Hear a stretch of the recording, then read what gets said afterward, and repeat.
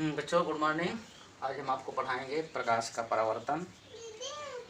प्रकाश का परावर्तन क्या है? तो सबसे पहले हम चर्चा करेंगे प्रकाश। प्रकाश क्या है? तो प्रकाश एक प्रकार की ऊर्जा है जिसके द्वारा वस्तुएं हमको दिखाई देती हैं। सबसे पहले प्रकाश वस्तु में पड़ता है और वहाँ से टकरा कर फिर हमारी आँख में पड़ता है और वस्तु हमको दिखाई देने लगती है। तो इस प्रकार से हम कह सकते हैं कि प्रकाश एक ऐसी ऊर्जा है जो देखने में सहायक है, अर्थात प्रकाश के द्वारा वस्तुएं हमको दिखाई देती हैं।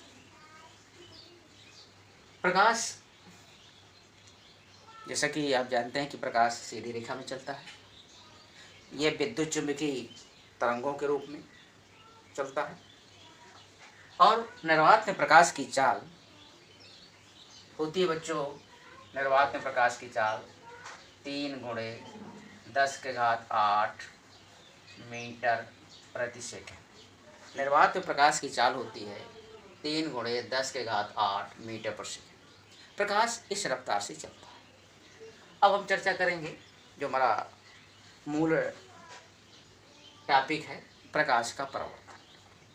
प्रकाश का परावर्तन क्या होता है कि जब प्रकाश किसी चिकने या चमकदार तल में पड़ता है तो टकराने के पश्चात उसी माध्यम में लौट आता है।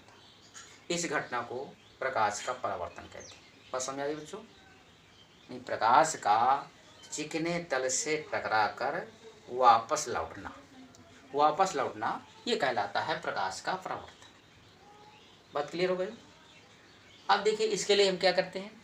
दैनिक जीवन में आपके घरों में दर्पण होता है, ठीक है। तो दर्पण यानी उसको समतल दर्पण कहते हैं विज्ञान की भाषा में। समतल दर्पण एक कांच की प्लेट होती है जिसके एक भाग में हम क्या कर देते हैं, पेंट कर देते हैं, कलई कर देते हैं, ठीक है। और एक भाग हमारा क्या होता है, चमकदार होता है, जिससे प्रकाश का परावर्तन होता है, ठीक। तो इसके लिए हम क्या करते हैं, एक समतल दर्पण लेते हैं और समतल दर्पण मान लीजिए ये एक समतल दर्पण है, ठीक।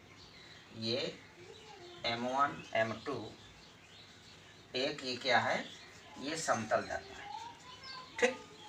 समतल दर्पण है। अब हम इसमें क्या करते हैं, प्रकाश डालते हैं, ठीक। प्रकाश की ये प्रकाश आपका इसमें डालते हैं, प्रकाश आया और यहाँ पर टकराएगा, प्रकाश आया यहाँ पर टकराया। टकराने के बाद क्या होता है, ये लौटता है, ठीक है। टकराने के बाद क्या होता है, प्रकाश ये लौट आता है। ये प्रकाश जो है ये लौटता है। तो इस प्रकार से जहाँ पे टकराता है, ये जिस बिंदु पर टकराया, इसे बच्चों क्या कहा जाता है, इसे कहा जाता है आपतन बिंदु। इसे क्या कहते हैं, इसे कहते हैं आपतन बिंदु। जिस जगह पर प्रकाश टकराता है उसे क्या कहते हैं, आपतन बिंदु। प्रकाश यहाँ पर टकराया, ठीक। अब यहीं पर आपतन बिंदु से एक हम लंबवत एक रेखा खींच देते हैं, जिसे क्या कहते हैं, जिसे कहा जाता है अभिलंब। ये क्या है, ये है अभिलंब। इसको हम क्या कहते हैं, अभिलंब कहते हैं, ठीक है ना। तो ये क्या हो गया, अभिलंब हो गया, ठीक। तो इस प्रकार से आप देख रहे हैं जो किरण आती है, ठीक है, आने वाली किरण को कहा जाता है आपतित किरण। इसको क्या कहते हैं, इसको कहते हैं आपतित किरण। और जो किरण यहाँ से लौटती है उसे कहा जाता है बच्चों परावर्तित किरण। उसे कहते हैं परावर्तित किरण, ठीक। तो ये आपतित किरण हो गई, ये परावर्तित किरण हो गई, ठीक है। अब यहाँ पर देखिए, आपतित दो कोण बनते हैं। एक कोण देखिए यहाँ बनता है, यानी आपतित किरण और अवलंब के बीच जो कोण बनता है उसे स्मॉल आई से लिखा जाता है और इसे कहते हैं आपतन कोण। क्या कहते हैं इसको, आपतन कोण कहते हैं। इसी प्रकार से परावर्तित किरण और अवलंब के बीच जो कोण बनता है उसे क्या कहते हैं, उसे कहते हैं परावर्तन कोण।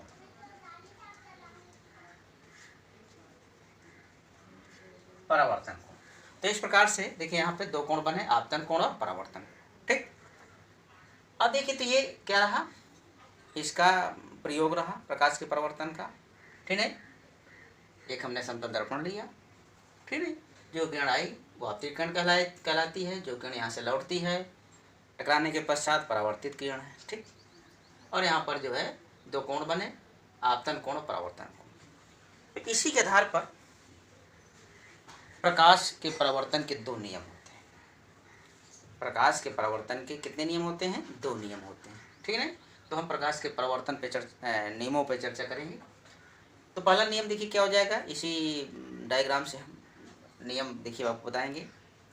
पहला नियम क्या हो गया, आपतित किरण, परावर्तित किरण और अभिलंब तीनों एक तल पर होते हैं। इसका अर्थ क्या हो गया, देखिए कि देखिए आपतित किरण ये है, परावर्तित किरण ये है और ये अभिलंब, तीनों यहाँ पे मिलते हैं।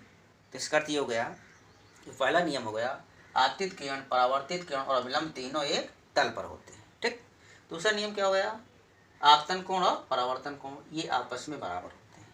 आपतन कोण और परावर्तन कोण आपस में बराबर होते हैं। ठीक है, यानी जितने कोण से किरण जाती है उतने ही कोण से किरण वापस लौटती है। तो ये बच्चों परावर्तन के दो नियम होते हैं। बस समझ में गया। ठीक, अब देखिए हमने आपको आज जो हमारा टॉपिक मैंने बताया प्रकाश का परावर्तन और परावर्तन के दो नियम। अब इससे संबंधित आप लोग क्वेश्चन लिख लीजिए, प्रश्न लिख लीजिए, यानी कि आप लोग लिखेंगे। पहला प्रश्न लिखिए।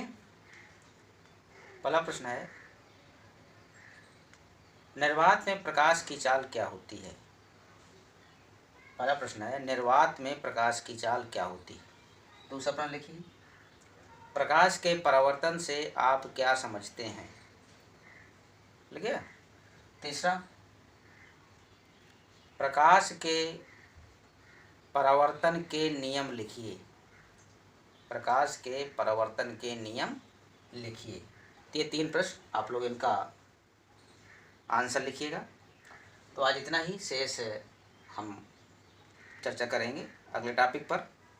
बहुत बहुत धन्यवाद।